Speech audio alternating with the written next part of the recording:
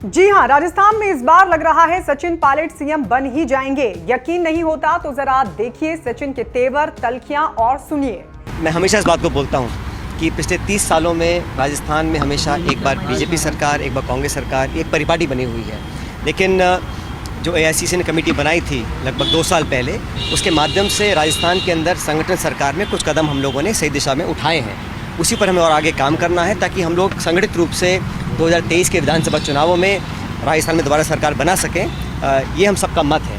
इसी सिलसिले को लेकर हमने चर्चा करी है। इससे पहले मैं कांग्रेस प्रेसिडेंट से पहले भी मिला था, आज दोबारा मुलाकात हुई है, अच्छी मुलाकात हुई है। मैं समझता हूँ कि आने वाले समय में हम लोग और मजबूती से आगे बढ़ेंगे। सर, जो मैराथन बैठक सर 4 दिन से चल रही है, आप भी कह रहे हैं कि इस बार परिपाटी टूटेगी और सरकार हम बनाएंगे, तो क्या कोई रणनीति अलग बनेगी या चेहरे बदलेंगे? उसी पे तो चर्चा हो रही है। उस चर्चा में सब कुछ शामिल है। क्या करना है, नहीं करना, उसका अंतिम निर्णय कांग्रेस प्रेसिडेंट को लेना है। लेकिन हम सब जो लोग धरातल पर काम कर रहे हैं, हमारी जिम्मेदारी बनती है कि हम पूरा फीडबैक दें और जो जनता के हित में है, जो पार्टी के हित में है, उस दिशा में हम लोग और काम कर सकें। इस पर आज डिस्कशन किया।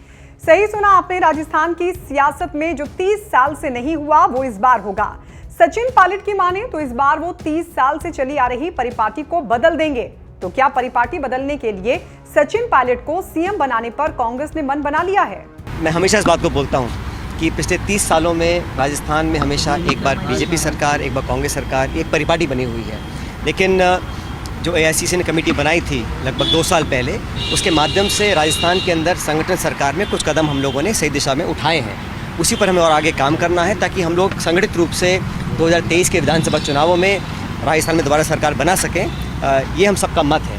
इसी सिलसिले को लेकर हमने चर्चा करी है। इससे पहले मैं कांग्रेस प्रेसिडेंट से पहले भी मिला था, आज दोबारा मुलाकात हुई है, अच्छी मुलाकात हुई है। मैं समझता हूँ कि आने वाले समय में हम लोग और मजबूती से आगे बढ़ेंगे। सर, जो मैराथन बैठक सर 4 दिन से चल रही है, आप भी कह रहे हैं कि इस बार परिपाटी टूटेगी और सरकार हम बनाएंगे, तो क्या कोई रणनीति अलग बनेगी या चेहरे बदलेंगे? उसी पे तो चर्चा हो रही है। उस चर्चा में सब कुछ शामिल है। क्या करना है, नहीं करना, उसका अंतिम निर्णय कांग्रेस प्रेसिडेंट को लेना है। लेकिन हम सब जो लोग धरातल पर काम कर रहे हैं, हमारी जिम्मेदारी बनती है कि हम पूरा फीडबैक दें और जो जनता के हित में है, जो पार्टी के हित में है, उस दिशा में हम लोग और काम कर सकें। इस पर आज डिस्कशन किया। सुनिए क्या कहते हैं सचिन पायलट। चल रही है, आप भी कह रहे हैं कि इस बार परिपाटी टूटेगी और सरकार हम बनाएंगे, तो क्या कोई रणनीति अलग बनेगी या चेहरे बदलेंगे? उसी पे तो चर्चा हो रही है। उस चर्चा में सब कुछ शामिल है। क्या करना है, नहीं करना, उसका अंतिम निर्णय कांग्रेस प्रेसिडेंट को लेना है। लेकिन हम सब जो लोग धरातल पर काम कर रहे हैं, हमारी जिम्मेदारी बनती है कि हम पूरा फीडबैक दें और जो जनता के हित में है, जो पार्टी के हित में है, उस दिशा में हम लोग और काम कर सकें। इस पर आज डिस्कशन किया। सुना आपने। सचिन कह रहे हैं कि बदलाव पर सोनिया गांधी से चर्चा हुई है और अंतिम फैसला कांग्रेस प्रेसिडेंट को लेना है। लेकिन अब सचिन पायलट की पूरी बात का पूरा मतलब समझिए।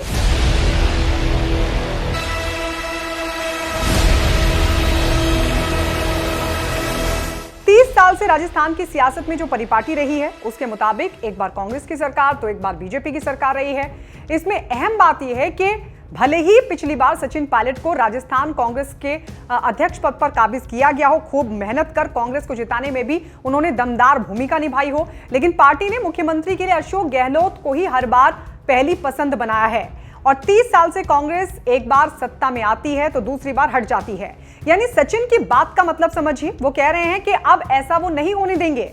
30 साल की राजनीतिक परिपाटी को तोड़ना है तो जो जरूरी है वो करना पड़ेगा।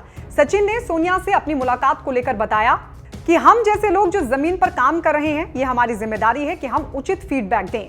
आम जन की आवाज़ बनने के लिए कैसे पार्टी को और मजबूती से काम करना है, उस पर चर्चा हुई है। और संगठन के चुनाव भी आप जानते हैं चल ही रहे हैं, उस प्रक्रिया पर चर्चा हुई है। पॉलिटिकल सिचुएशन है, उसके बारे में मैंने फीडबैक दिया, उस पर चर्चा की है।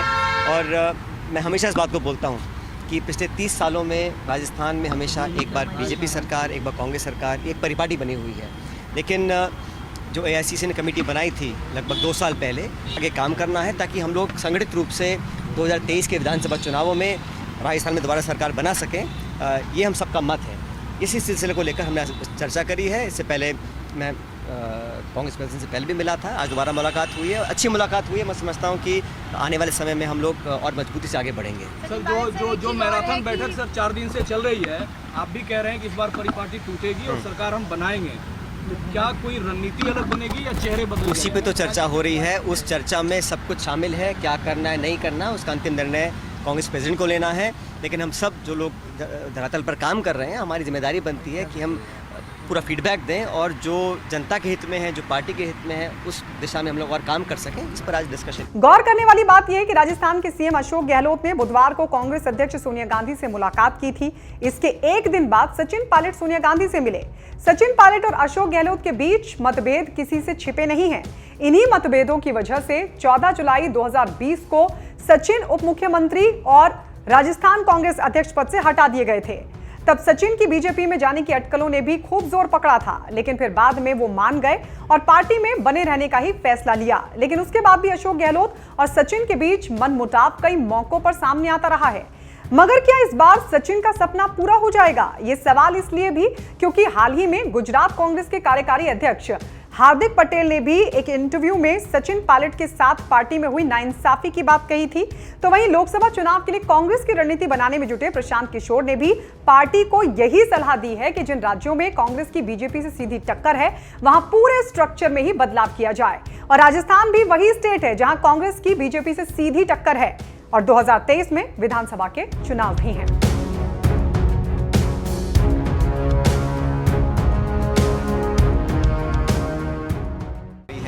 जिस प्रकार की दमनकारी नीति भाजपा सरकार अपनाई हुई है अपने राज्यों में और केंद्र के अंदर, हम सबके सामने है।